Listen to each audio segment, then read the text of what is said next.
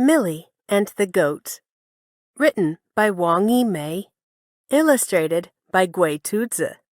Edited by Helen Wang. On the first day of summer, Millie was walking past the fountain in the park when she met a goat. The goat looked familiar, but Millie couldn't remember where she'd seen it before. "It's the first day of summer. Isn't it wonderful?"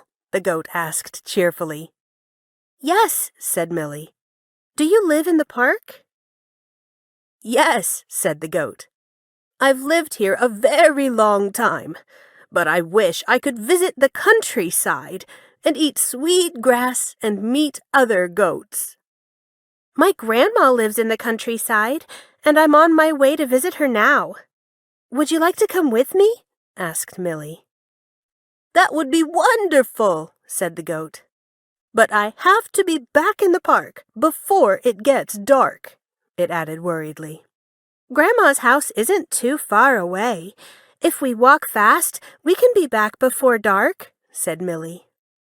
The goat wanted to go, but couldn't make up its mind. "I dream of going to the countryside. Leaving the park is risky, though.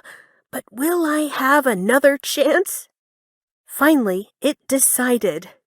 "Yes, let's go!" Millie and the goat left the park. When they came to the road, the goat stopped. "I remember when the road was a river," it said. "It's a pedestrian crossing now. Look, the light's green. It's safe to cross," said Millie. But the goat was too scared to move. It was afraid it might fall into the river. Impatient drivers tooted their horns at the goat. Millie could see it was scared. "Don't worry, I'll help you," she said, tugging on one of its horns. Millie and the goat crossed the road together. "The city's changed so much since I was last here," said the goat. Millie wasn't sure what it meant, but she was happy the busy road was behind them. The goat was happy too. It talked all the way to Millie's grandma's house.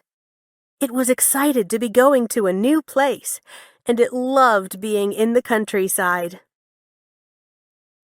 "Hello, Grandma," said Millie.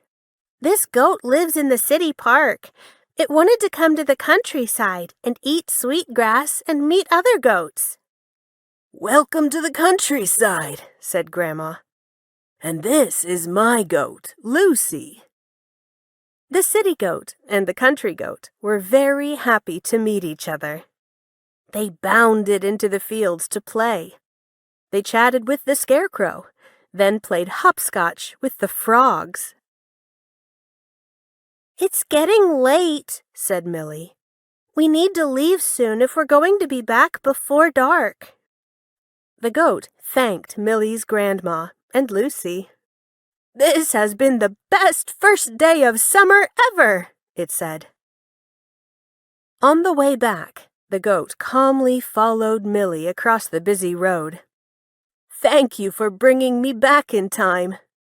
"In time for what?" wondered Millie.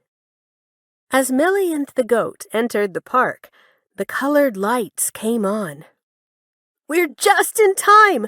Thank you so much for this wonderful day," the goat said as it hurried off. As the goat's voice faded, it called back a couple of times. "Meet me by the fountain on the first day of summer next year. And remember, every day is wonderful." Then it disappeared. Millie rubbed her eyes.